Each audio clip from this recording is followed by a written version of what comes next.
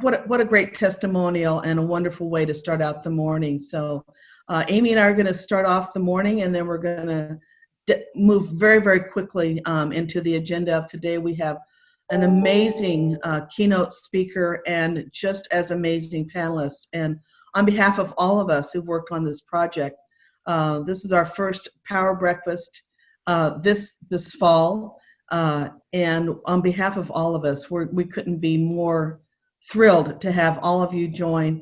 And we're looking to pick up steam as we go throughout the morning and get some more folks online.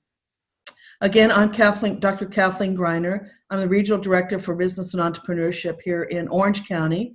And I work with several colleagues across the state in several regions, regional directors. And our emphasis is to work with education and business and industry, and to bring those two pieces together. Again, across the segments, we work very closely with UC Irvine and Cal State Fullerton here in Orange County, as well as the 9 colleges in Orange County. And Maryam gave me a perfect way to start off the morning by talking about just a very quick elevator speech about the community colleges in Orange County. There are 9 community colleges with over 300,000 students. And across the state of California, we have 116 community colleges representing about 2.1 million students. So it is the largest, I hate to say this, it is the largest educational system in the world. And we work very much, as I just said, in partnership with Cal State, the Cal State system and the UC system as well. One of our goals in the community colleges is to really ensure that we have a prepared workforce. And that's why the title today is The Future of Work is Now. And just to back up very briefly, we had this event planned for April 6th of 2020. And at that time, it was more or less the same topic, which is the future of work. And the focus was going to, at that time, also be on millennials and Gen Z. Oftentimes when we have professional development, and we've had many of our wonderful Power Breakfasts, we focus on particular topics that are relevant for both education and business. But as we were planning last fall of 2019 for spring of 2020, we've kind of happened on this theme of disruption. And I've put in the chat box a couple of quotes. And the very first quote there at the top is, "The greatest danger in times of turbulence is not turbulence itself, but to act with yesterday's logic." And that's a quote from Peter Drucker. And any of you business students, you probably, as you go through your program, will run into Peter Drucker. He's kind of the guru of quote unquote modern management, if you will. But the point that he's really making there is in his book called Innovation and Creativity, which is a super book. Get that one on your shelf virtually or in on your library shelf. But he's making the point that preparing for turbulence shouldn't come when you're in the middle of turbulence, but that as you plan strategically, personally, and professionally, in your company, in your life, et cetera, to be prepared for that need to be resilient, adaptable, pivot, all of the things that and words that we've adopted over the last 6 months. We were just reflecting last night. We're getting ready to start our 3rd season in the age of COVID. We started off just as we were moving into spring, went through summer, which is ending on Sunday, and we'll pick up fall on Monday of this year. But with that quote in mind about being prepared, that really led us to start emphasizing navigating business in terms of change and crisis. And we want to hear from the millennial and Gen Z generations who really are part of the future of work. And we added in that little extra emphasis, which is now. The future of work is now. We are living what last year at this time we were talking about, well, in the future, we need to make sure that we have, these 10 essential work skills for the 21st century. I think one of the things for the age of pandemic is that all of those skills are workable and needy, and we need to employ them right now. So that's kind of my laying the ground, and I want to turn the baton over to my colleague, Amy Gratt. I'm going to introduce her just very quickly here. And Amy is currently the CEO of EXP and has been in that position and with that company for over 10 years, very much working with young people in the high school as well as community college spaces in Orange County as well as Los Angeles.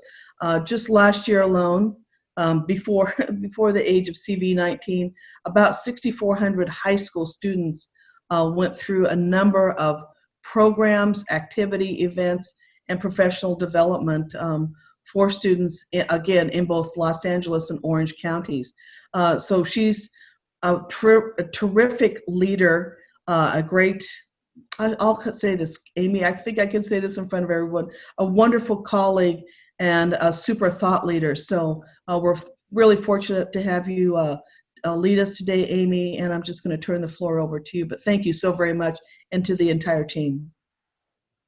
Thank you, Kathleen. That really means a lot to me and to our entire EXP team, because we love working with you. You are a bundle of energy. You just pick it up and run with it. And anything that Dr. Kathleen Greiner is associated with has a touch of magic.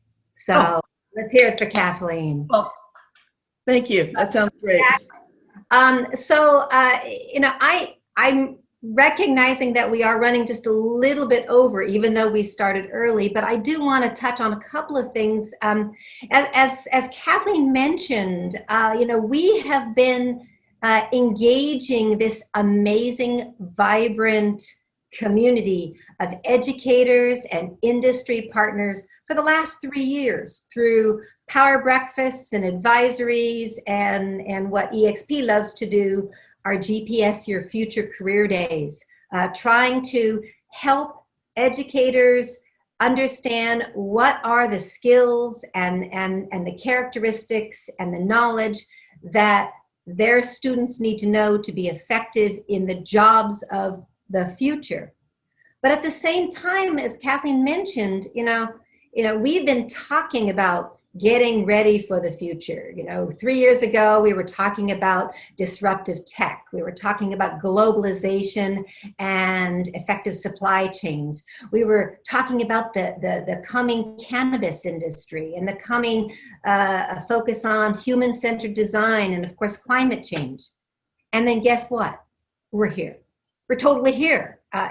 We're not preparing this generation of students for jobs of the future. They're right here, right now. You know, they're in the palm of your hand with your technology. And as somebody who said they're in a deep relationship with Amazon Prime, they're absolutely in how we are living our daily lives in COVID. So what better group to focus on and bring to the fore to talk about how to grapple with, how to take that crisis and turn it into an opportunity, then the very millennials and Gen Zs that we boomers, I'll admit, a boomer, say that we're trying to prepare. Frankly, they're preparing us every day. This generation of digital natives, this generation of young people who care about impact as much as profit.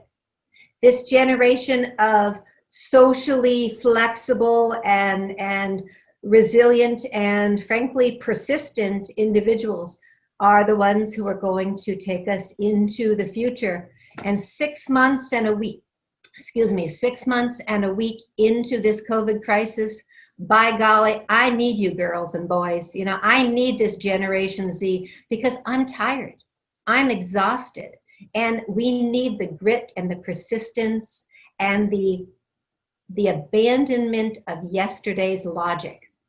And I think this keynote speaker we have today with Cheryl and this amazing panel that we have with Brittany, Maryam, and TJ, I think they're going to give us some great insights into the world and the perspective of millennials and Gen Z to help us deal with the challenges and crises we have now, but lay the groundwork for the future. So with Well, that, I'm going to kick it back to you, Kathleen.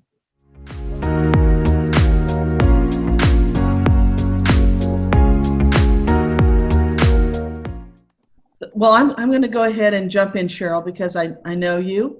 Cheryl is the president and CEO of Graduate Communication and has been a longtime leader in corporate and education communication here, certainly in California, but across the country as well. And we'll have an opportunity to talk about setting the stage and how important, as Amy was just talking about, bringing together the key elements of preparing right now for the future. And so I don't know if Cheryl is ready to start. Cheryl, welcome. Sorry I didn't have all of my notes here right at the bottom of the screen.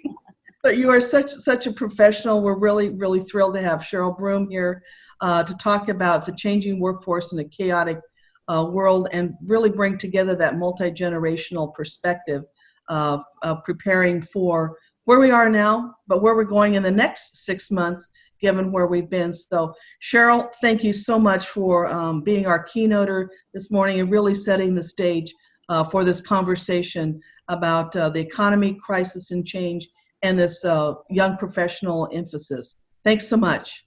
Excellent. Well, thank you so much. And can everyone hear me okay? Can you give me a thumbs up if everything's good? Okay, good. Thumbs up. Thumbs up. I'm getting to be a professional on these Zoom keynotes, and it's very awkward as a professional speaker to not have nonverbal communication back to me. So I have some interactive things throughout the presentation, and I hope you will all participate in them. I was asked to speak directly about communication in the workplace. And we're in such an amazing time right now because never before have we had so many generations working together. The last time that the Pew Research Center conducted a poll to see the different age groups in the workplace, they found that there were 5 different generations all working together. And that was in 2017. And I think some of our traditionalists who were born before baby boomers are probably out of the workplace now. So we really have 4 generations working together. But for those educators, I think that a lot of your classrooms look like this. You have everybody between 16-year-olds to 85-year-olds in a community college classroom. And we have to adapt our communication styles to best meet each generation separately, but also be inclusive so that we can all work together. And that's what today's keynote is about. How do we make sure that we are being inclusive and deliberate and forward thinking in our communication without leaving anybody behind? Now, I know the main kind of goal of today's, the main audience is our millennials and our Generation Z. But I want to remind everybody that the oldest millennial is now 39 years old. So, I mean, you're really at the pinnacle of your career right now, and you're about to enter into big leadership roles. So we tend to think of us of Gen X and baby boomers tend to think of millennials as these youngsters, but a lot of you are approaching middle age, which is really weird to think about. So communication, we know, is a top soft skill that all employers across all sectors want their employees to have. I mean, if you ask anybody in any sector what they want their employees to be good at, they're going to say communications. They want them to be able to write, to speak, to work in teams. It is probably the #1 soft skill that most employers say recent college graduates lack, which is really sad for those of us that teach communication studies. So something for you to really focus on. And not only do employers want their employees to be able to communicate better, but other employees want it too. According to a recent survey, 80% of the respondents in this survey said the main difference in working in this multi-generational workplace was the style of communication. And these respondents indicated that they wanted to better communicate with their peers across generations. And I really believe that the first way that we can bridge any communication gaps and improve as communicators is to understand each other's perspective. So with that in mind, I actually want to see how much each of you understand each other's generations and get an idea of who the audience is. So I'm going to ask Gab to start our poll. And we practiced this yesterday, so fingers crossed that it's going to work okay. Okay, so each of you please answer, and we're going to talk a little bit about each question when it's done. So what generation do you belong to? Look at that move around. Okay, gonna give it one more second. We don't have any traditionalists in the room because they're enjoying retirement, drinking coffee and walking their dogs right now. Okay, so we've got about 25% baby boomers, so a mix between baby boomers, Gen Z, and most of you in the room are millennials, and a couple of young Generation Z as well. When we look at the workplace, this is actually pretty reflective of the way our workplaces are right now. Okay, so interesting. I think each of you, we're going to talk a little bit about each of your generations here in a minute, but let's now go to the next question. So this is, let's see, I'm going to hit share results. There we go. And Gab, if you could do the next question. Okay, so this is just my fun question. This isn't indicative of any generation you belong to, or maybe it is. When you make a phone call and it goes to voicemail, do you hang up? Just, you know they're going to see it? Hang up and send a text? Do you leave a voicemail? Do you leave a voicemail, send an email, and send a text message? That's a great question, Cheryl. So I actually think that the last answer is more indicative of being neurotic than it is of any generation. But the reason that I ask this as you guys are voting is that these are all platforms, technology, tactics, and tools that we have every day. And what we use each for is really changed and really different. We used to leave voicemails all the time. And now I actually think that it's pretty rare to leave a voicemail unless it's something really important. And you can see that less than half of the people in the room actually leave a voicemail when they make a phone call. My mom does the leave a voicemail, send an email, and a text. I don't think she completely trusts technology yet. So she does all of the above to make sure that we get the messages. But each one of these tools and tactics is really important and is depending on the generation you belong to, it's what you're most comfortable with. So when we look at communication styles in a minute, we'll see which generations prefer which type. So next question. Now this really gets into what the workforce is going to be looking like in the next couple of years. What percentage of baby boomers plan to work past the age of 65? So this is actually going to tell us a little bit about what that 17% of our baby boomers in the keynote are thinking. How many of them want to work past 65? Now, you don't need to know the answer. You can just guess. Oh, I think Gab closed the poll. Well, I'll tell you, it's 65% of baby boomers plan to work past the age of 65.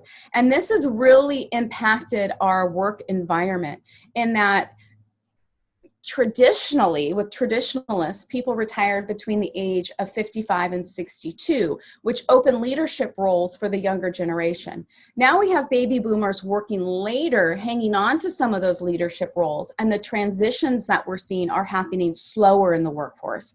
And I'm going to briefly touch on some of the fears of Generation Z and millennials. And one of the fears that we'll see coming up is that they're not prepared for leadership roles, and that it's not happening fast enough for them.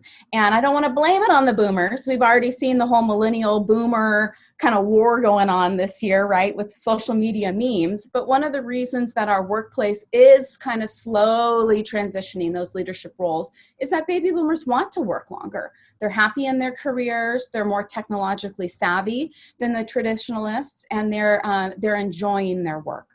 So let's look at our Gen X. What percentage of Fortune 500 CEOs are Gen Xers?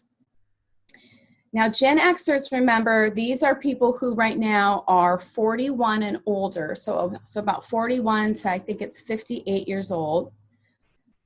And a lot of people call Gen X the forgotten generation because we spend so much time talking about baby boomers and millennials that not a lot of people are talking about Gen X. And I don't think that Gen X minds that very much.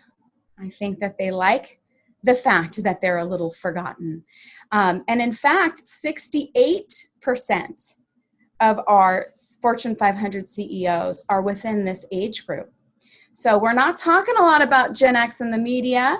We're not getting a lot of attention, but this is the next batch of leaders. This is kind of who's starting to run things right now. So for those millennials in the audience, your bosses are most likely going to be Gen Xers. So learning how to communicate with this group of people is really important as you make your way through your career as well. Okay, so let's look at our millennials. This was our largest population in the audience. And in the next couple of years, by 2025, what percentage of the entire global workforce will be millennials? How many millennials are there going to be in the world working in just a couple of years? Yeah, I see you voting. I see you voting. And it looks like everyone's on the right track. It's actually going to be 75%. So 3 out of every 4 workers in the next 4 years are going to be millennials. And that's our baby boomers are now starting to transition out. A lot of them are working past the age of 65, but most of them will be over 65 in the next 4 years. And our millennials are going to comprise the majority of the workplace. So for those Gen Xers, we have to learn how to communicate with the millennials better because you're going to be the majority of the workplace. Okay, so last question in the poll, and this is about our Generation Z employees. So these are our younger students in the audience today. This is something really interesting about your generation I'm going to touch on in a minute. What percentage of Generation Z employees want to interact with their boss daily or several times a day? So, what percent want interaction at least once a day? But more than that, ideally more than that. I'm going to give you a minute to think about this because those of you who are bosses out there, so those millennial bosses and Gen X, this is really important for you when you have this younger generation working with you. Okay, we see a couple more people voting. Okay, so the answer is 40%. So big difference between our Generation Z and our previous generations, especially X, is that this generation wants interaction. They crave guidance. They crave interaction. They see their bosses as leaders and not as like timekeepers. They actually see them as partners, and they want interaction on a daily basis. And we're going to touch a little bit more about that in a minute when we talk about inclusivity, but I think it's really important to remember that as a leader in the workplace, you are looked to as the person to set the tone, to give guidance, to give support, to give training, and the younger generation desperately wants that. So they don't just want a boss that pops in and out when projects are done, they want a partner. So thank you for participating in the poll, getting our juices flowing a little bit this morning. Let's talk a little bit about each generation, and then we're going to dive into some tips on how we can all work together better. So we do have some baby boomers in the room, and these are people that were born between 1946 and 64. And their traits are they're optimistic, they're competitive, they love to work, and they're team-oriented. Really important thing is that baby boomers really enjoy working, and they like to work in a team, and their communication style is more face-to-face and phone calls.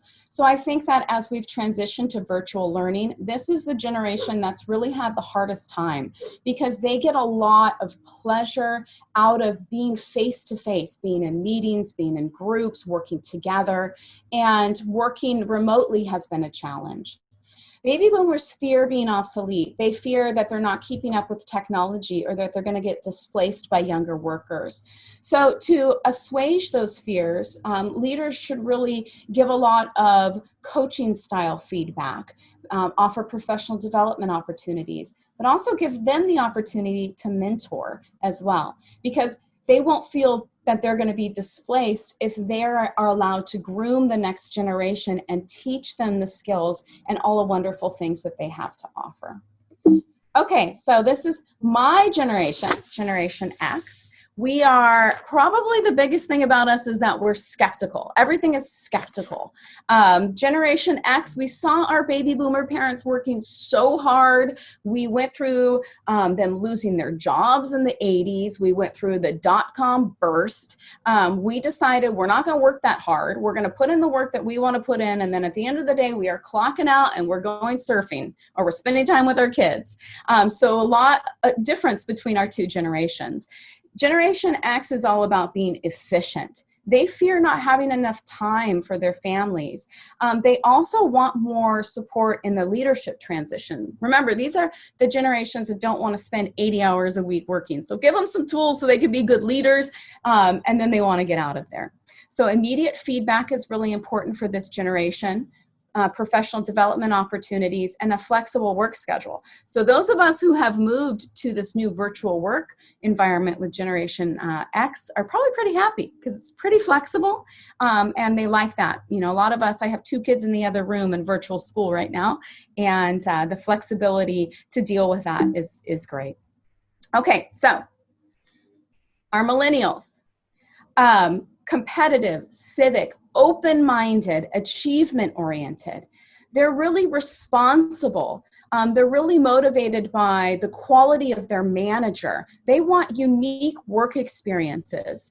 They really thrive in environments in which they're challenged, but they're also inspired to do something for their communities or for their friends.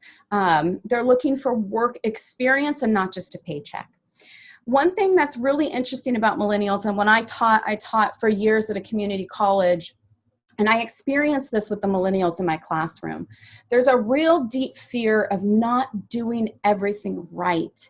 Millennials don't want your disapproval. They want to appear smart.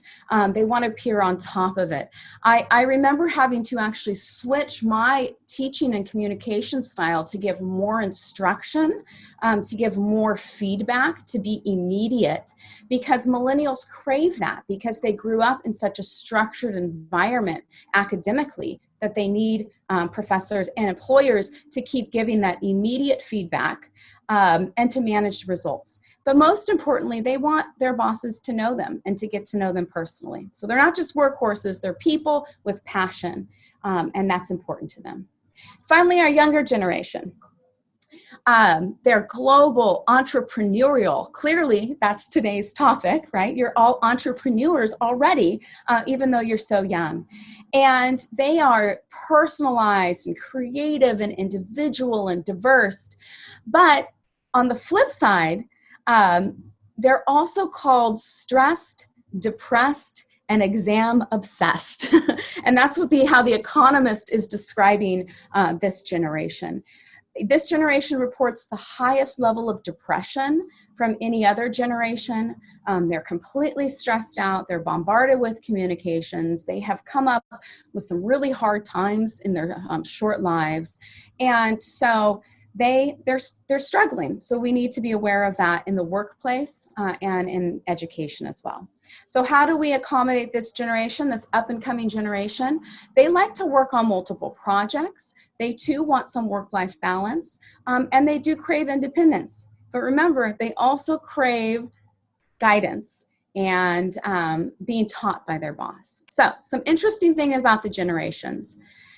But what does this mean in the workplace? Does having 4 separate generations mean that we have to have 4 separate approaches to work?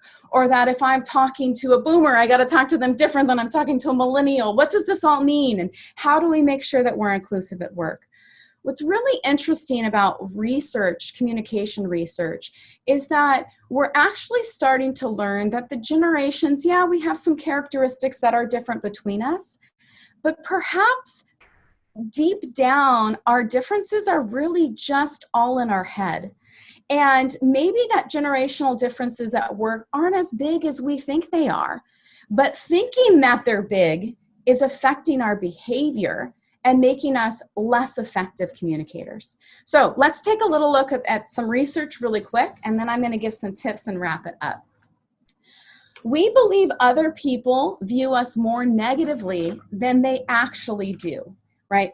And research shows that workplaces are brimming with these age-related stereotypes, but these stereotypes aren't always accurate or aligned.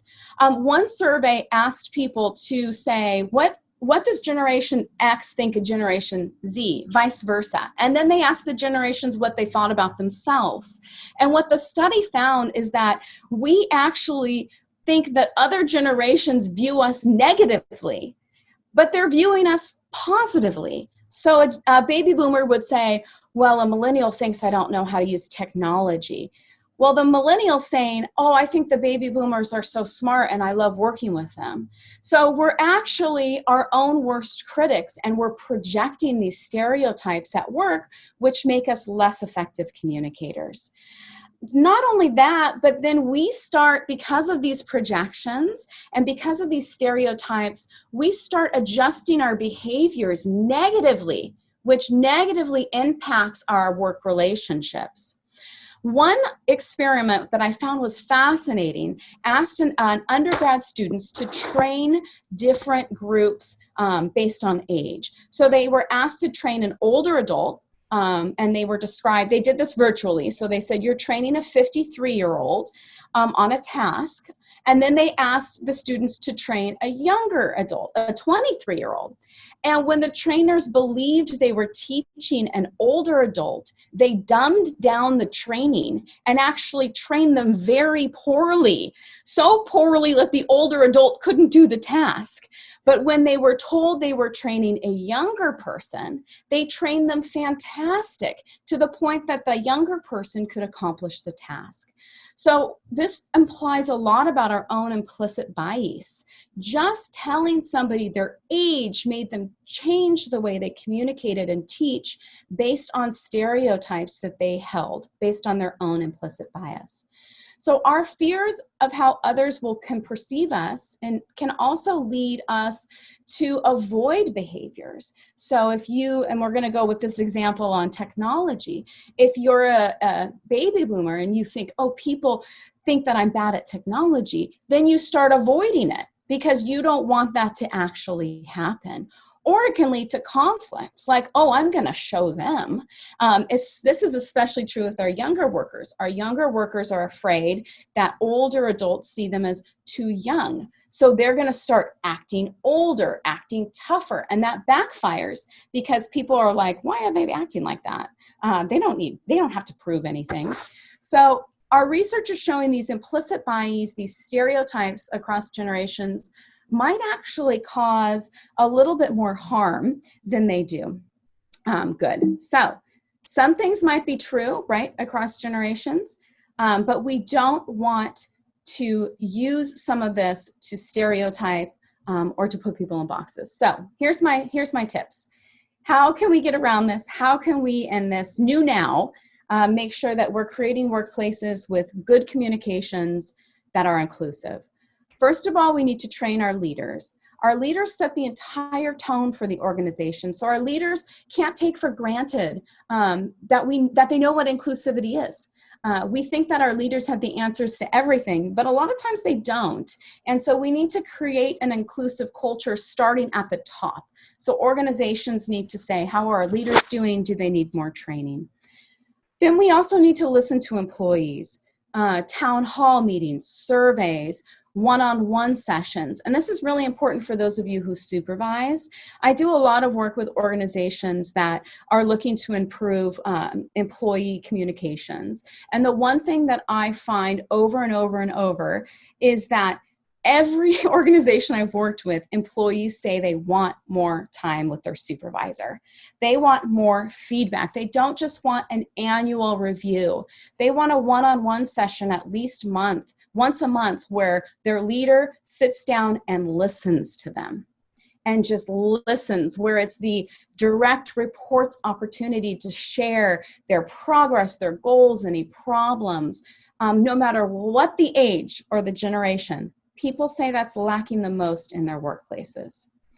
We need to constantly celebrate the differences in our employees. So inclusion is what connects people to your business and is one of the core reasons that they stay. And this goes beyond just generational differences, but you need to show respect for employees' backgrounds and traditions.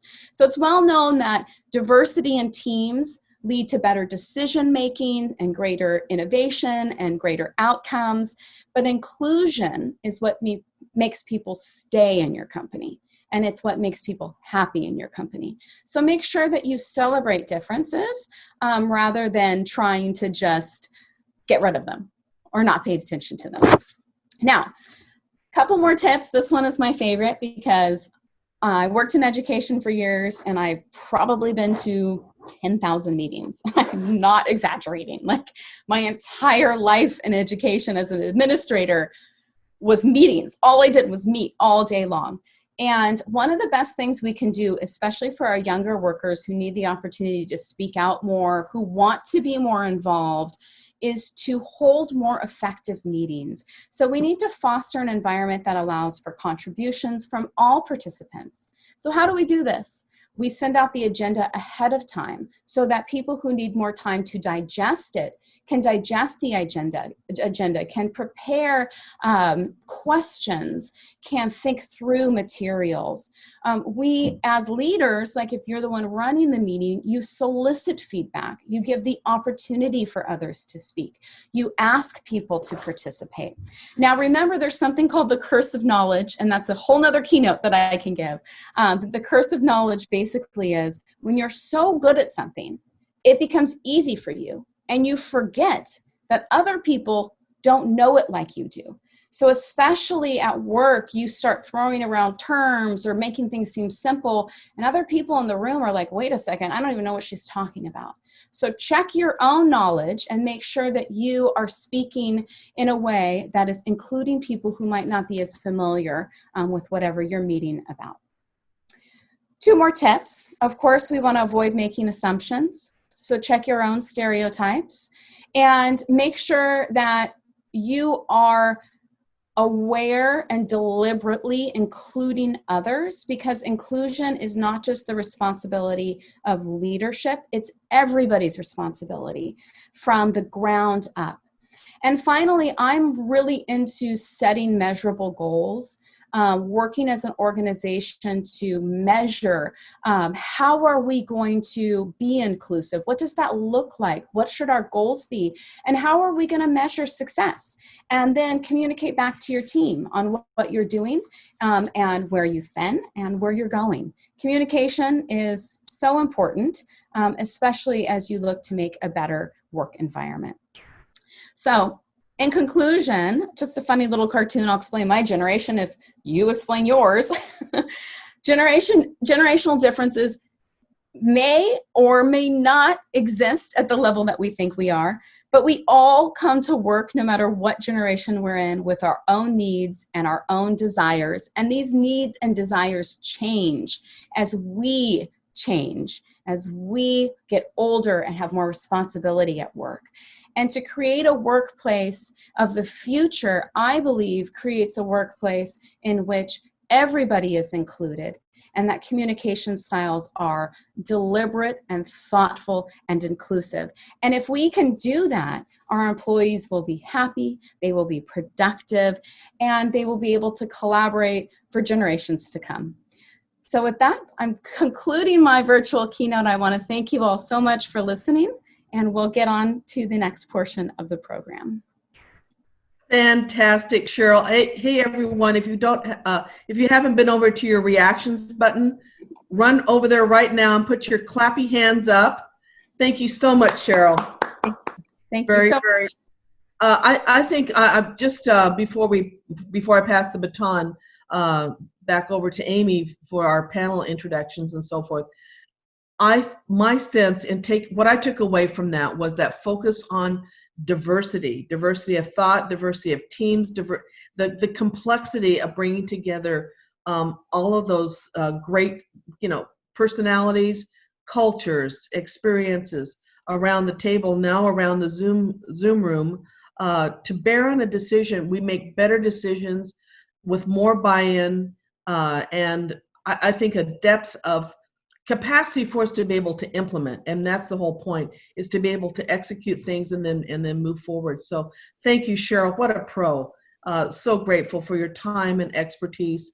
I think that is a highlight of our day already, just to see that those intergenerational connections and the characteristics and traits of each of the generations that are in the workforce right now too. So I'm going to Cheryl, go ahead. sorry, I may interrupt. Cheryl, would it be possible to get a PDF copy of the presentation to share out with attendees? I already have some of our staff members asking about it. So Of course. Excellent. I'll send it your way. Of course. Great.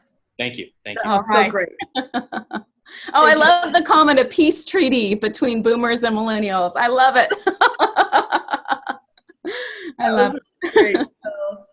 Thanks for all of your energy. That was just really great. So Amy, throwing the baton back over to you. Well, thank you, Kathleen. And actually, while Cheryl's still here, I'm getting these private chats asking me, please, can we ask Cheryl a few questions? And Cheryl, would you mind if we sure, yeah, questions? And I think we've got enough buffer, in our program, so that I think we can probably do 2 or 3. So if you have a question, because I know some of you do out there, unmute and speak up. Okay.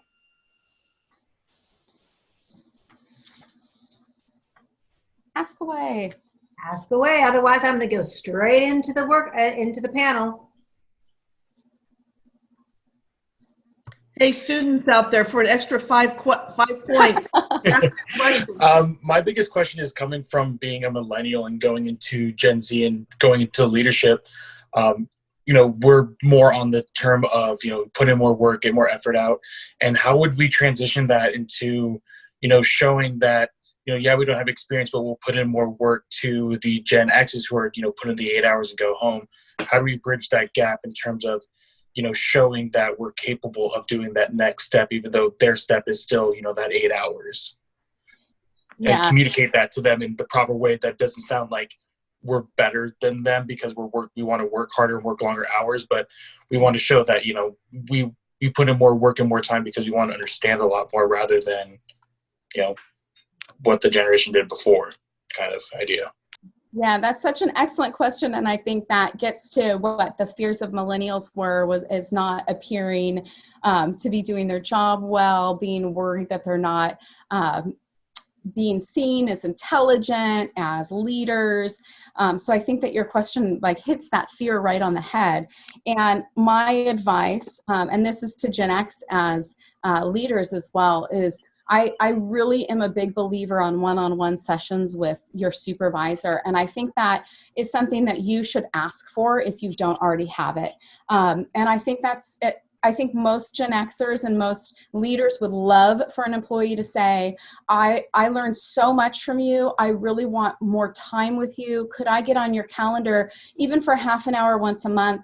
I'd love to be able to show you some of the work I'm doing, pick your brain, ask you questions, have you mentor me a little bit. And I think that's how you make it a positive experience, rather than coming and saying, I'm afraid that you're not seeing me. I'm afraid you're not seeing my work. You're coming and saying, I want to learn from you and I want you to help mentor me. And that gives you the chance then to show all that you're doing and gives them the chance to provide you with some leadership. So that's how I would approach it. Mm-hmm. Perfect. Thank you. Yeah. Matt Zimmer has a question. Sure. Hi, Cheryl. Hello. Thanks for taking us through that. That was great. I find myself in an interesting position. I'm like sitting here as an employer, which is weird. It's like the first time in my career, but I guess I had a question, and maybe I'm going to pose it maybe from my position, but hopefully I know you could answer it, or hopefully you can answer it kind of more towards helping students. You know, I kind of take the position that I try to make myself available, and I try to, you know, put out a message to people that are working for me that I am available, and, you know, I try to provide goals and objectives and those types. End of the day, I put it back on those employees that I'm available, but it is your responsibility to seek me.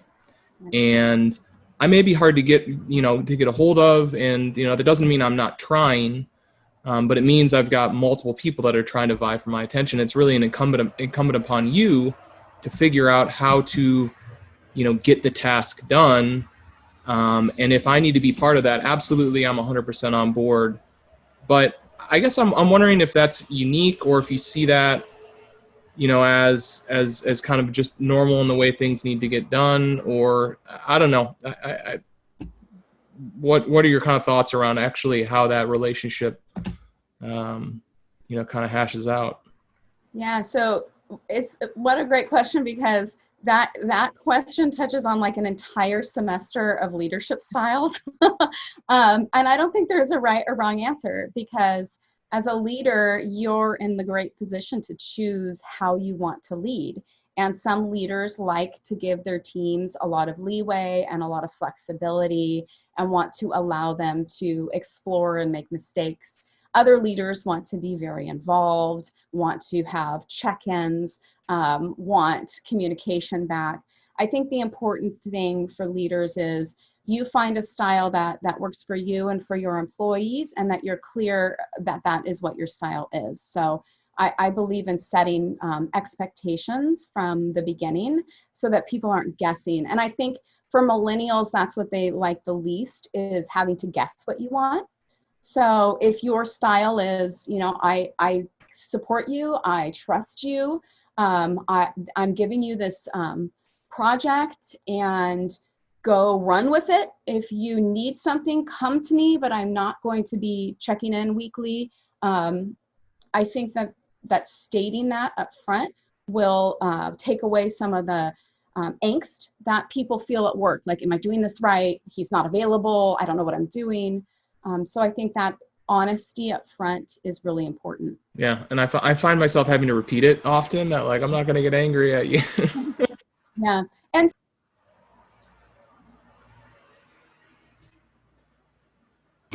And muted myself. Some employees might need more. So you know, as a leader, you might ask them like, how am I doing as your leader? It's a very hard question to ask. It's very awkward, but employees get performance reviews. Employees get feedback. No employee is going to give you feedback unless you ask for it directly. So on a one-on-one, you know, maybe that's your question. How am I doing? Do you need more support? Is there anything you need from me to do your job better? Yeah, and Amy just typed in vulnerability, right? People do feel vulnerable, and as bosses, we feel vulnerable too. So I think there's nothing wrong with asking your employees, how am I doing? Do you need more from me? Do you need me to do anything differently? Cool, thanks. Yeah. I'd like to just add to that, if you don't mind. My field of study is organizational communication. And so I'm right in there with you in your presentation, Cheryl. So thank you for it. You know, it is a hard transition. I saw someone had said in the chat, from employee to employer, and being a leader is really situational based on what the team needs are. However, I wanted to add that when I was at Ingram Micro, I was only there maybe a year, received my MBA, and as soon as I received my MBA, my senior executive said, okay, now you are in a position of leadership. turn the department around because there's bad morale. That was only within a year, and I hadn't really been a part of that. So being new with a certificate didn't mean I had all the answers, right? So I sat everybody down. There were 30 people, and we talked about it, and we just put it on the whiteboard. And one of the things that the associates responded to and suggested is that they didn't know when they were valued. And so many times we would compliment them and say different phrases, hey, good job, this and that, or what have you, but they didn't realize that that was actually a time in which we were giving them a compliment or saying this to them. So we literally started creating these phrases, I can't even remember all of them off the top of my head, and stopping when we were walking down the hall with that particular associate or wherever it may be. And you do remember the adage, praise in public and critique in private. So that's always something to go by.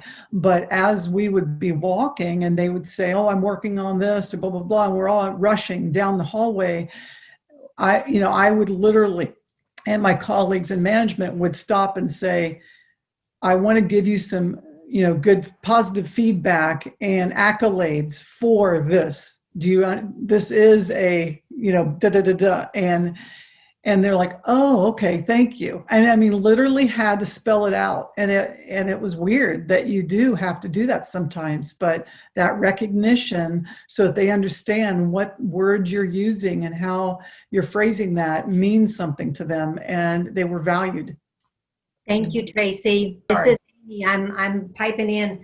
And Stefan, I know that I had promised you a question, but we're just going to have to do it in the chat later on, or definitely private chat to Cheryl. We are booked until 10:30, so we have the buffer, but I really want to give the floor to our amazing Millennial Gen Z panelists for the next step of this program. Cheryl, thank you. You rock. I was taking notes and in the chat. That was one of the best articulations of generational communication and perception differences, but more importantly, what to do with it, how to make it effective in the workplace. So bravo. Thank you all. Thank you all. Have a wonderful day. Thanks, Cheryl. So next up, we have a panel of entrepreneurs who are going to share their individual experiences as entrepreneurs, business professionals, community college graduates and students, and universalize that for all of us. So I'm going to do a brief introduction of the three, and then I am going to kick into questions, and I will ask one of them to lead off with answers, and then let each of them follow. So you'll see the rhythm of it. First, we have amazing Brittany Denise, inventor and founder of Sparkbudz. Brittany is a former model and pageant winner turned entrepreneur, and invented Sparkbudz, which is an innovative, simple way to share music over earbuds, and currently holds two patents. She was selected as a contestant on season 1 of the national and highly selective entrepreneur elevator pitch, where she was able to propose her ideas to a panel of investors. Welcome, Brittany. Woo! Thank you. We also have with us TJ Kinion, Program Manager, Career Services Director, and Director of Admissions for LearningFuze. And welcome back, TJ, because he's a repeat customer here. TJ is a California native who has bounced all over our country. I was looking at your LinkedIn, Boston, Toronto, Denver, Nashville. You're not even just the country, you're the hemisphere. But thank goodness you came back to California where you belong.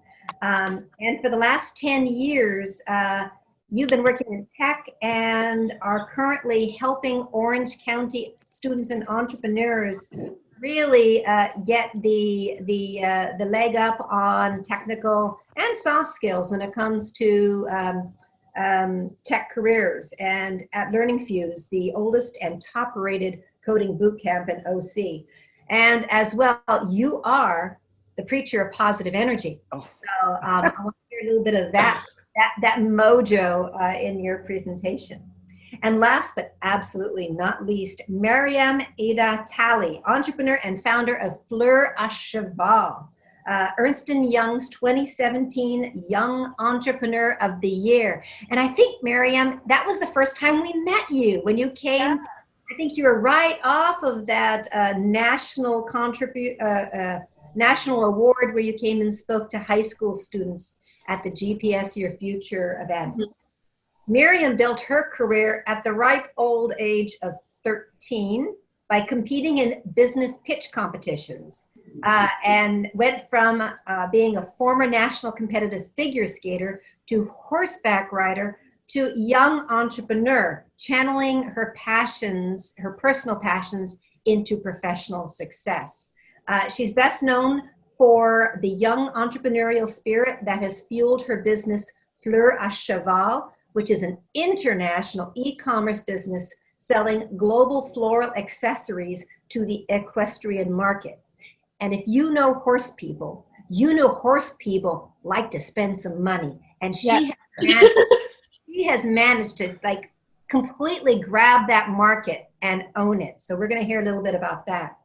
I also encourage you to check out Maryam's podcast, which is incredibly creatively titled Quit Horsing Around. Everybody has much longer bios, and I encourage everybody on this call to go on to LinkedIn at some point and connect with these three amazing entrepreneurs. But I'm going to start in with the questions. Okay, you ready?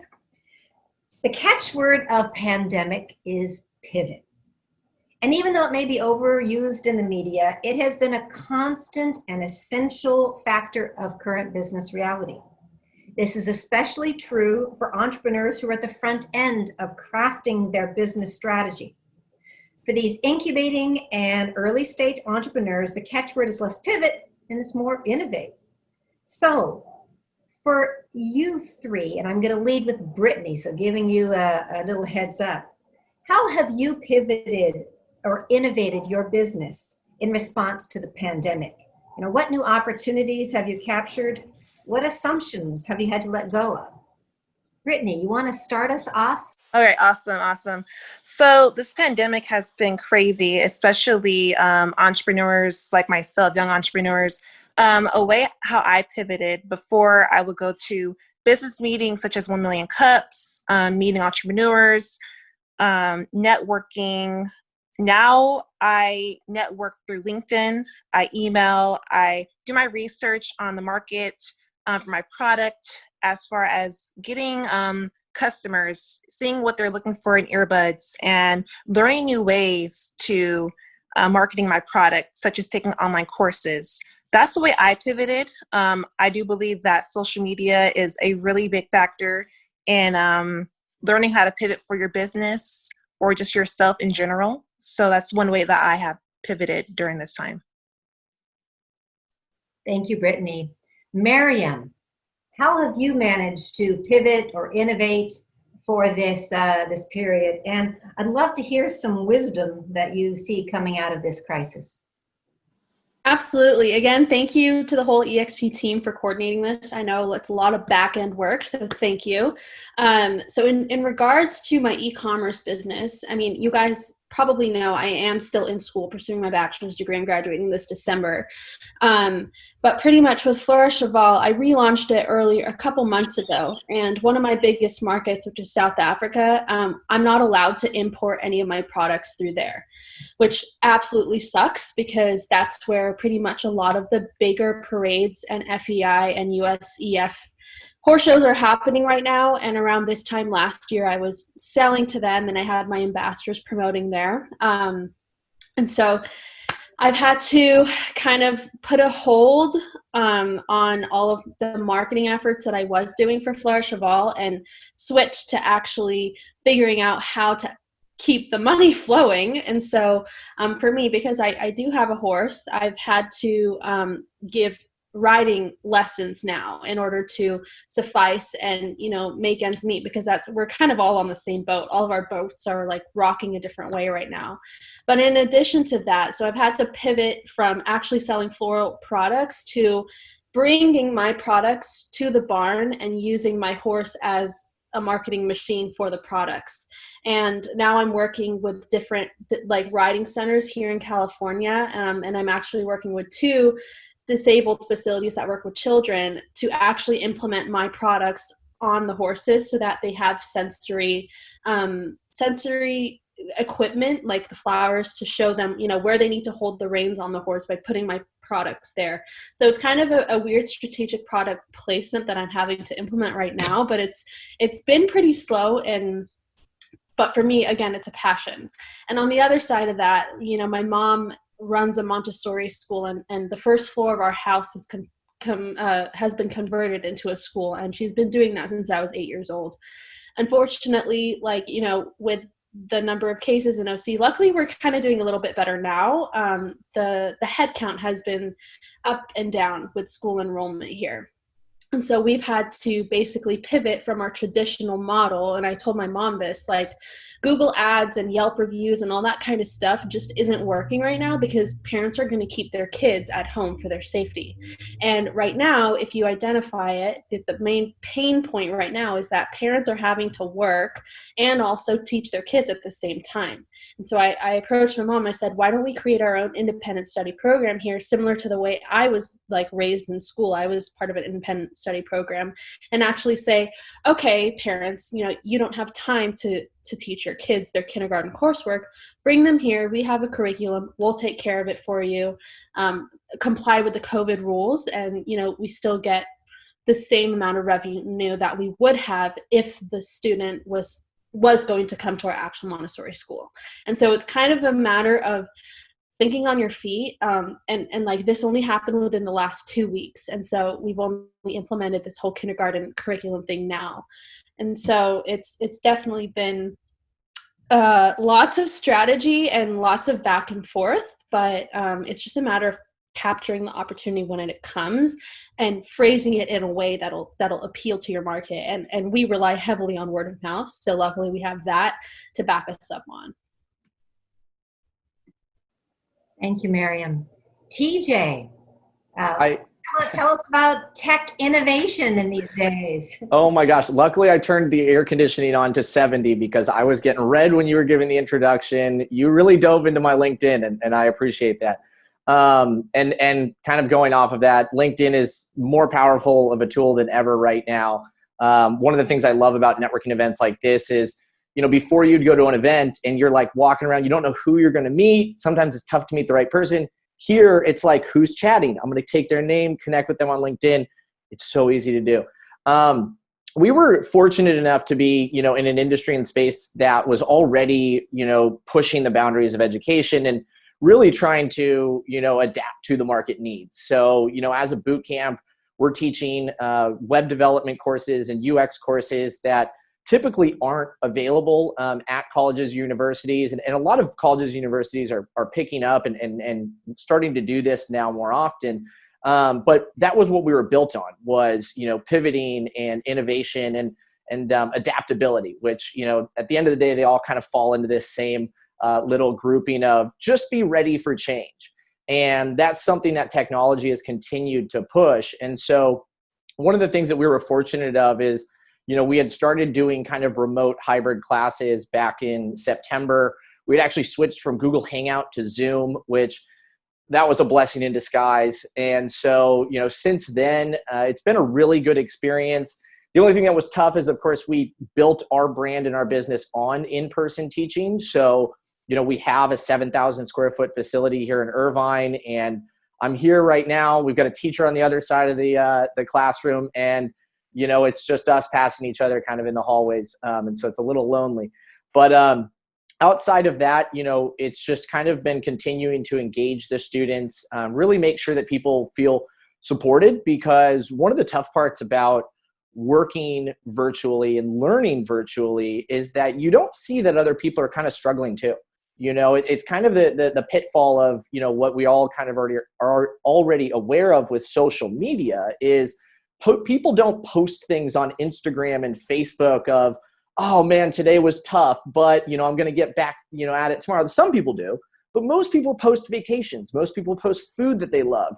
And the same happens with work. You know, people are talking about their accomplishments in meetings, not how long they scratched their head and tried to work on, you know, a problem. And that's one of the things that we noticed with some of the students. So switching from in-person to virtual learning went pretty seamlessly. But the one thing that we realized we needed to do more often than before was checking in and really being proactive about it. And that's allowed us to, of course, ensure that students still feel supported, you know, and they continue to come and have this life-changing experience where, you know, a lot of people aren't sure what they wanted to do beforehand. They were still trying to figure things out, and it's scary making a career change. And so one of the big things that we try to do, you know, throughout the process is just let them know that we're available. I like to think that it's kind of like, you know, being on a trapeze. It's scary as all hell at the top of the trapeze. And you know that there's a net down there, but taking that jump to try to like swing across and grab the other bar is nuts. But once you realize that you can do it, you can fall, somebody's there to catch you, you have a support system, it's so much easier to get back up and continue pushing yourself. So thank God for Zoom, I guess would be the biggest thing. Indeed, thank God for Zoom. While we're on the sort of the pivot and innovation of your business and your strategies in this current COVID, do you think, are there any specific areas of advice for entrepreneurs who might be sort of at your same stage of development of your business, or perhaps in your same industry? Any wisdom that you've picked up in these last 6 months that you think we should draw upon? Anyone on the panel? I'll jump in on this. I get the current college students because I still am one, and I'm a lifelong student. That's, I think we all are by breed and by nature. I will say though, you know, there's this general conceptual understanding that the only way to overcome any crisis is only through like mutual cooperation and develop collective spirit. And this greater social responsibility and the implementation of these preventative measures are only going to kind of open all of our eyes up onto what we need to work on, like right now, kind of how, you know, this whole conference is structured around the future of now. But if I were to speaking to the community college students, if you are in school right now, whether you're studying business, econ, or kinesiology, whatever it is, take that extra step to, like, whether it's email your professor or email the director of a club or some, because I know that within pretty much every organization that you go to, there's always something that's, you know, available that you can take advantage of. And it's a matter of going that extra mile to be able to kind of grab it and run with it. That's how I got where I am today. When I was at IVC, I got involved with the Business Leaders Society, and that kind of stemmed different opportunities for me. So focus on your classes, of course, maintain your grade and pay attention, but make sure that you're also strategically, you know, thinking about yourself too and stepping out of the classroom for that experience. Because at the end of the day, when people are looking at a resume, it seems like it's shifting less towards your, like, you know, looking at your GPA and looking at, oh, what has this girl done? Like, who has she, you know, connected with? What experience does she have on her belt? Because at the end of the day, when you're going head to head with people, whether it's for an internship or for a job, your experience will trump all. And that to me is where importance needs to be placed, so that you can realize your own mistakes through the process, but also really realize your strengths too. And so that's kind of me speaking to the students right now. But I don't know, maybe TJ or Brittany, you guys can speak to maybe your generation. I mean, I'm a Gen Zer, so, you know, things might be a little different, but, you know, I'd love to hear from you guys too. I agree. Totally agree with Maryam. I'm not too sure if you guys can hear me or not. We can hear you. Okay, good, awesome. I can totally piggyback off of what Maryam says. Definitely school is very important, but just right now, more than ever, take the opportunity to just go email people, learn a new course. Because like what Maryam said, it's not about so much what you do in school, but it's outside of school and who you connect with. Your connections are really strong. And I value connections a lot. For example, Maryam and I met through a connection. So she's really awesome and amazing. And I can say so myself, so. Thank you, Brittany. I'm going to move us into the next question. You know, I've asked about the businesses and your strategy, but underneath it all, we're just humans that have to get up in the morning and bring it every day. And I'm curious to know, you know, how 7 months into this pandemic, you're working from home. You know, what is your life hack for keeping it together these days? And just I can start my video, but I have very low bandwidth. You know, what is your, how are you keeping it together personally? And what do you recommend, you know, for just keeping your energy up? And Brittany, you're on the screen, so why don't we start with you? Well, I'm glad you asked. This pandemic has really taught me a lot. One, it's taught me how to budget, especially when having a product and my personal expenses. So I do keep track of my budget. Aside from that, I do keep track of my schedule. With so much idle time, it's easy to just get distracted and watch Netflix and, you know, go shopping online, and all that stuff is fun, but it's best to stay focused on what's important. And for the students, it's best to have a schedule for school. That way you can stay motivated and stay encouraged. Aside from that, what helps me stay focused and what gives me hope is I keep a vision board. I'm not too sure if you guys are familiar with that, but it's basically pictures of goals that you can accomplish, whether those goals can be 5 years from now, 10 years from now, or even a few months. I keep that on my wall. That way I can stay focused and stay motivated. So one is definitely keep a budget in mind. That way you're not going overboard on your finances. Two, definitely keep a schedule, a planner. And three, have pictures of where you want to go and where you want to accomplish. So for the students, whether that's graduation day or the career you want to do, that definitely keeps you motivated, because this is all temporary. It's all going to pass over, but it's all in what you did during this time. And I believe this time we're all learning a lot about ourselves, and we're learning a lot about the situation and other people. So definitely those three I do. That's great advice. Great advice, Brittany. TJ, yeah. What's your life hack these days? Getting outside is probably the biggest one. And I think that, you know, living in California, you know, we're all blessed to be dealing with a pandemic like this, you know, in an area where we can go for walks on the beach or, you know, ride our bikes and stuff like that. And I think it's really important for entrepreneurs, especially, to find that balance and that time in their day to disconnect, because one of the blessings and the curses, the double-edged swords of entrepreneurship, is that you see opportunity in everything. And you also tell yourself oftentimes that you're not working hard enough. And, you know, it's too easy to get to 5 o'clock, get to 6 o'clock. And before you know it, it's now 7 or 8 o'clock. And then, of course, you know, you either get home or, you know, you're on your drive home and you're getting notifications, you know, on your phone, whether it's Slack or LinkedIn or just text messages.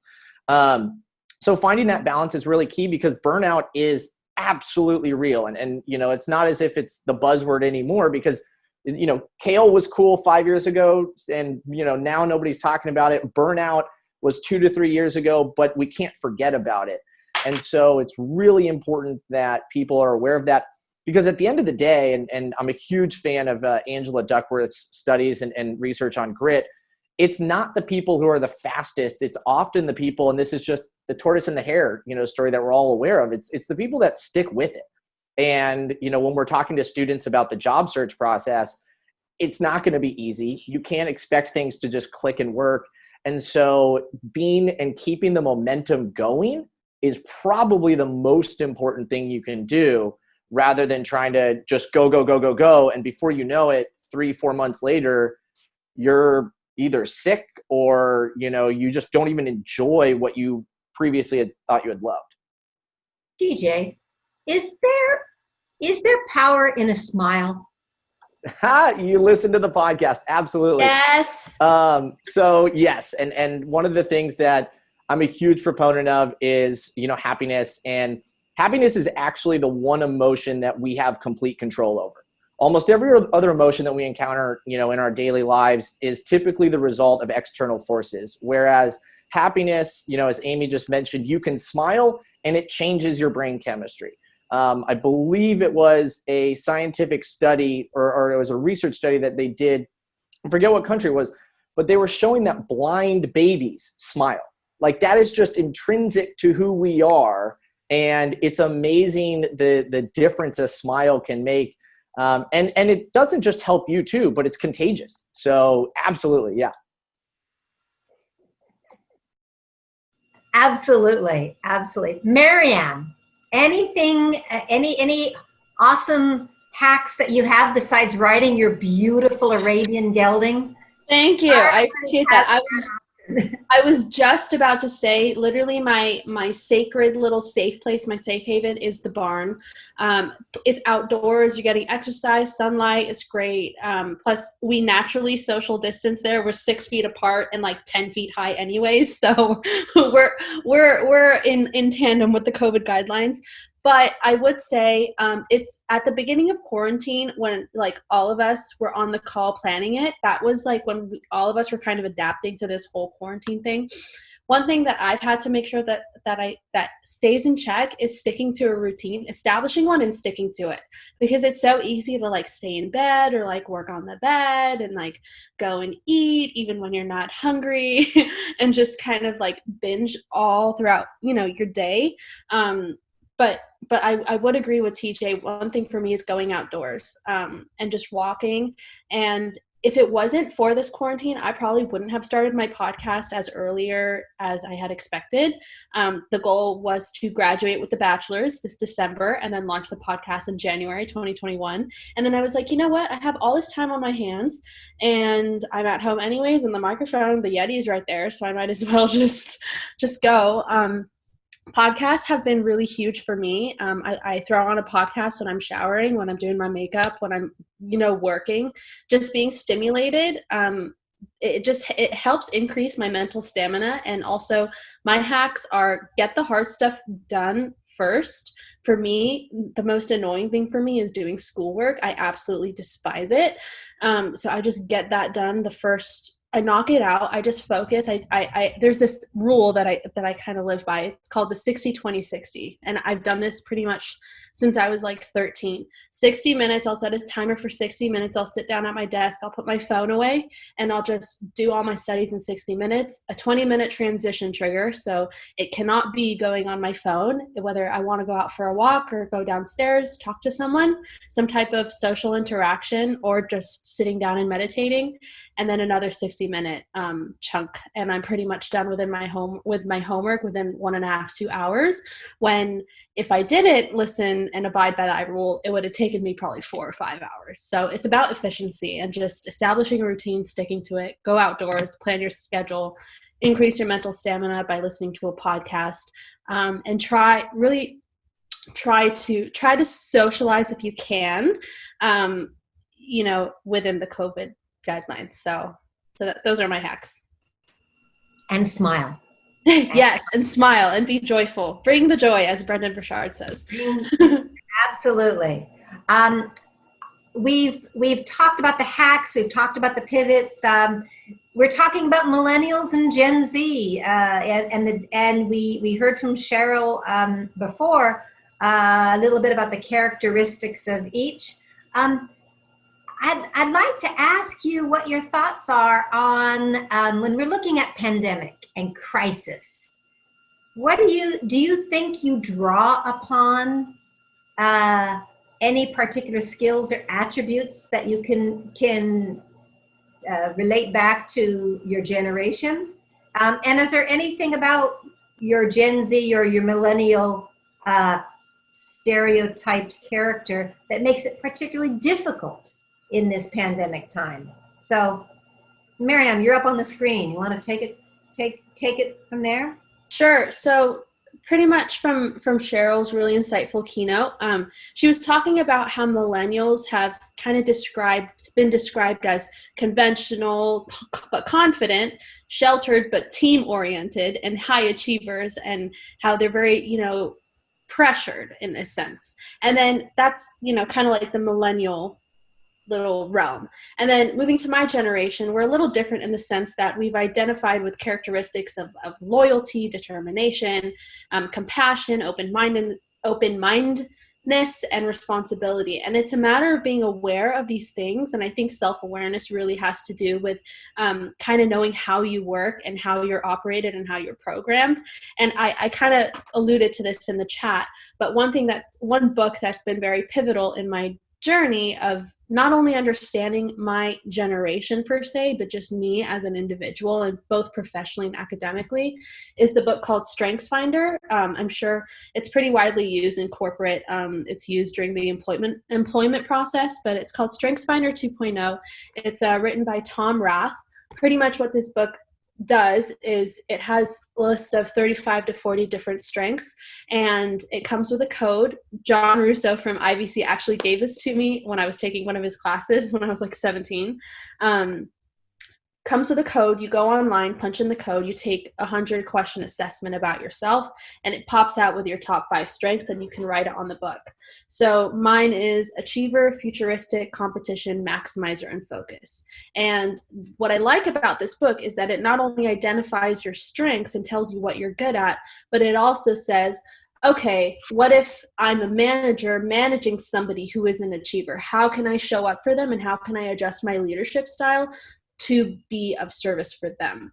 And so this has kind of helped. I think if every Gen Zer or every millennial or every baby boomer did this, I feel like efficiency and productivity rates would like skyrocket with the economy, because self-awareness for me is key. And that's kind of what my whole podcast is structured around, is tapping into your inner true potential and bringing that out in the most natural and cohesive ways. I'll drop the podcast link in the chat, but we're very intrinsically motivated to get feedback as well. And I think that if you know how you work, and you know, based off of your generation, kind of use those as guidelines for the general population that you're surrounding yourself around, you'll be able to leverage that and not only acquire relationships, but leverage past relationships that could help bring new opportunities to fruition. Thank you, Maryam. Brittany, any additional insights, sort of looking at the pandemic through a Gen Z lens? Yes. Just to follow up with what Maryam's saying, definitely focusing on your strengths. But for me, it's to be highly mobile. Everything is on social media. And unfortunately, we do have to social distance. So it's best to be accessible and be mobile when you have a business, when you're a student, and when you're just networking, period. So I would definitely say being highly mobile and focusing on your strengths. Thank you. TJ. Yeah, just really quickly, and Ryan actually mentioned this earlier in one of his questions to Cheryl, is, millennials work hard. That there's this goal that we have to show people how hard we're working and, reach these achievements and stuff. And so I think it's tough to, look back and say, oh, well, I remember myself being in those shoes. And that's a, kind of a weakness that almost all of us have as humans, is rarely realizing how far we've come. And we run into it all the time in the job search process. You see a job description and it's asking for a unicorn. Well, it's because the person they're replacing learned those skills over 2, 3, 4, or 5 years. And so when you realize that, life is constantly going to be about, this growth and learning, it's a little bit easier to understand and kind of, maybe direct millennials and Gen Zers into areas where they can tackle these new technologies, these new tools, and, bring value to an organization where it might take, Gen X or a boomer a little bit longer to pick that stuff up. Push the millennial Gen Zer to do it because they're going to love diving into some of that new stuff and learning. Excellent. Thank you, TJ. We are moving towards that critical moment where we need to wind down the panel. I'll say we're there. But the beauty of this platform, and frankly, I think the beauty of this group, this community that we've created this morning, is that it's just going on in the chat, right? And it's happening, and it'll happen all the way through to 10:30. I was really afraid that we weren't going to be able to create the magic that we've had in past Power Breakfasts in a virtual format. But oh my goodness, I mean, it's different, but it's still happening. So panelists, Brittany, Maryam, TJ, thank you for sharing your wisdom and continuing to share it in the breakout sessions that we're going to be moving to next.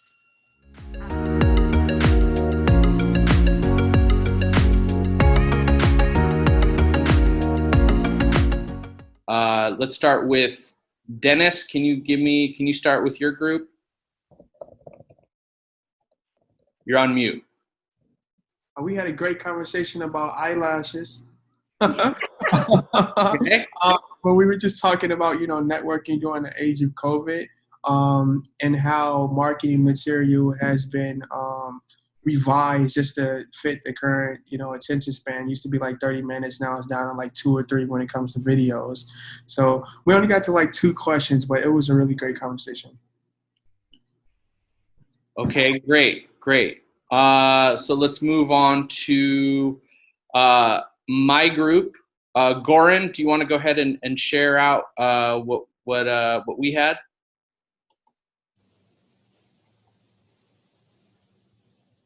So yeah, we discussed about, the needs to transition to the life on Zoom, whether that was learning or teaching or, getting yourself more active on LinkedIn, learning new education platforms, and then, on personal level, getting to use all the usual kind of suspects, Instacart, Uber Eats, and things like that. And then at the same time, we talked about how some of the events and regional activities have all gone virtual. So while it is not the same as participating in person, it actually creates an opportunity to participate in more of them as they're often shorter and there's no travel time, and many of them are free or even being recorded so you can watch them afterwards. So you can actually even double dip and attend a couple of them at the same time and things like that. So, and then at the same time, a lot of people are trying to identify opportunities where to network to identify their next opportunity, whether that's a job or something else. Fantastic. Thank you, Goran. Amy, your group, did you designate a spokesperson to share out with? We didn't, Okay. but I'll... Yeah, go ahead. Go for it. Our group was entrepreneurs and an educator, which I think was really, really cool. And part of the benefit of this this Power Breakfast model is it brings really different perspectives together. We tended to focus on sort of that life hack question, and the idea of creating distance and taking breaks. And I got to thank Curtis for bringing up the idea of music and creating music and engaging with music to sort of keep sane and on track. The one thing I would also say is there was a level of honesty and vulnerability in our group. Just really, we're all in it together, and recognizing that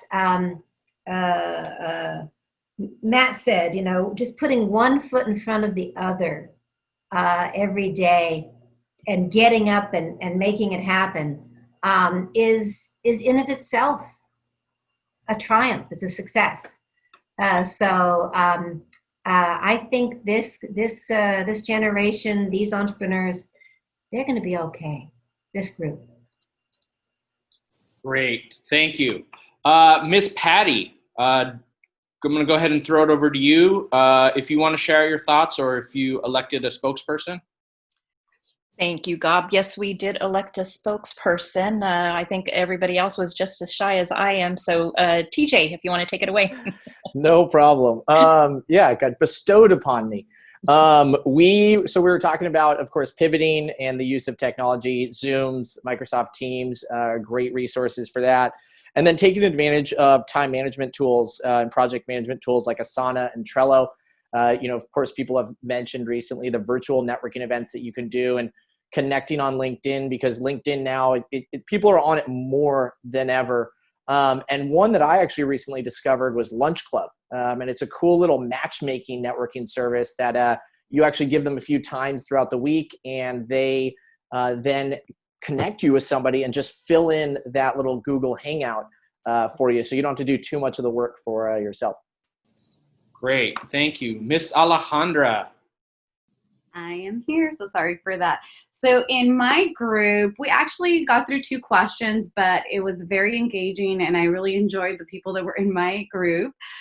We talked about best practices and some of the things they had to adjust to with the whole pandemic and working from home life, and how everybody kind of started out with thinking, hey, this is going to be easy working from home, and I'll just sit on my couch and have my laptop, and that's enough. But we talked about how now we probably need that really good office chair, and we need a desk, and we need those additional resources at home to be able to successfully do our work from home. And some of the best practices we discussed too is setting that backdrop in Zoom meetings, and making sure that you're getting up early enough to get ready, and the importance of looking professional on screen. So making sure that you're doing those same things that you would be doing in person, but just virtually now. We also talked about the power of LinkedIn accounts. So something that I'm guilty of, I have not updated my LinkedIn profile. So we kind of discussed making sure that everything's updated on LinkedIn, and making those connections on your LinkedIn profile, especially because we don't have the opportunities to connect in person. LinkedIn is a great way to make those connections online. Yeah. Great. Thank you, Miss Alejandra. Okay, so that is the majority of the groups right now. So we, oddly enough, are a little bit ahead of schedule, which I didn't anticipate.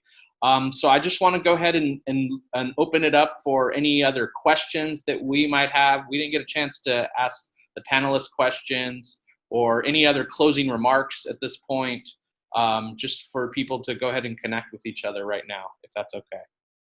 I'm going to jump in. I don't have it. We're not quite at closing remarks, because I'm really loving this. I love this. Great. And when we use the word community, oh my gosh, this is like a booster shot. Not that I'm going to talk about vaccines and I'll use that analogy too much, but it's just been a lovely way to connect. And I just love the energy, the diversity of thought, and so forth. But one thing that came up in our group over and over again that I want to emphasize is just that mindset. You know, it has been a long slog, 6 months and 2 weeks or whatever it is. But that mindset, which is kind of the key, and it almost goes back to that quote from Peter Drucker. You know, the time to prepare for turbulence is not in the middle of turbulence. I think all the folks that were in our group talked about preparing for the future, and that the future really is, we're living that future and that reality right now in a way that we never thought we would, that we have almost as a global community have made that switch over too. But mindset was a key word that I'm going to take away today, because we, like pivot, we use it over and over, maybe too much. But I can see that it's an essential skill as well to be able to adjust your mind and move forward. So I know that I don't know if I'm expressing myself as well as I could, but I was really, really struck by that that mental capacity and that mindset comment that we all commented on. Adaptability.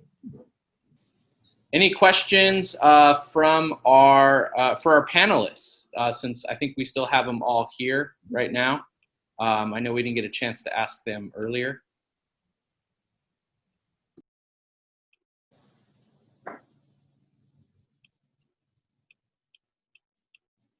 No questions for our panelists? I have one, which is the whole moving forward question. Okay, so we're kind of living in the now, and that's why I think that title of future work is right now. We're kind of adapting and still in that pivot moment.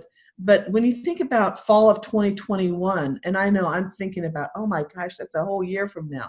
And we're already planning, of course, in our college systems because we've made this decision for spring of 2021 that we're going to remain largely online, except for, let's say EMT, nursing, and some of those types of essential skills. But as we go forward, what are the three of you, TJ, Brittany, Maryam, give us some final words, and then anybody else a year from now, what are some go forward things?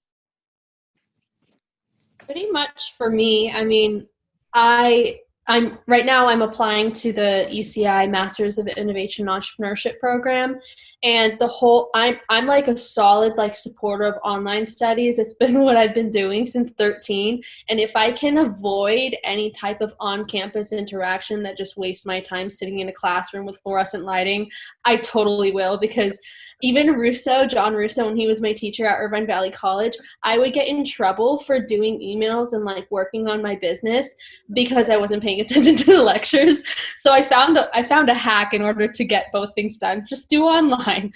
And I was actually really looking forward to the master's program being in person through UCI. It's 60% networking and then 40% classroom. That works for me, as long as it's not 80% classroom, 20% networking. And now it looks like they're going to be shifting it online, which is unfortunate. I was actually looking forward to going on campus. But I think it's just for me right now, it's just sticking with the plan still. I'm not changing. I'm definitely adapting to what needs to be done in order to not only stay in business today, but stay in business tomorrow. That's one of the things that one of my mentors tells me. And just learning to just kind of go with the flow, honestly. But don't limit your prior plan and knock out things just because of this pandemic. There are other ways. There are other ways to make it work. You just have to do some digging. So that's kind of where I'm at. Cool. TJ or Brittany? I would just say continue connecting with people and networking. That's not going to stop. And, whether it's, next year or 5 years down the line and 10 years down the line, and whether it's your first job, your second job, or later in your career, networking is always going to be a valuable asset for you. We're really excited because we're developing and building, UX, UI classes right now. We're looking into data science, and we've started discussions with some of the schools in the area to kind of partner with them, because I think one of the exciting things, and, obviously, Dr. Kathleen, and the rest of the team and the community college system, you guys do a great job of constantly thinking about how you can innovate and better teach the students. And, that's only accelerated with, with COVID. And so what's I think going to be fun is seeing these two, what previously some people had saw as competitive, markets where you have, for-profit education and training, and then you have, the college and university system, and then they're going to start to come together and blend. And we're excited for that, because there's so many people, there's so many students that all of us still can reach. And hopefully we're able to do that both with high quality programming, and then on top of that, access to the education and the information, because I know having the laptops and having technology at home is probably going to be the next hurdle for a lot of low income people. Absolutely. Brittany, final comments, and then we'll close her down. So the key word is connection. I keep hearing. So definitely connecting online, building those relationships, and just networking for me. And I really do encourage that for the students as well too. I think in the future, this is the way to go. So definitely utilize this moment, learn from it, learn how to better improve yourself, and just build connections along the way. Sounds great. Thank you all for being here this morning. What a super breakfast it was. Yeah, really good. So thank you so much. Amy, final words from your side of the house. Oh, all I can say is keep smiling together. If we keep smiling, we can do anything. Yeah. So thank you all very much. Have a good fall, which starts on Monday. Unbelievably, like I said in the beginning, this will be our 3rd season online totally.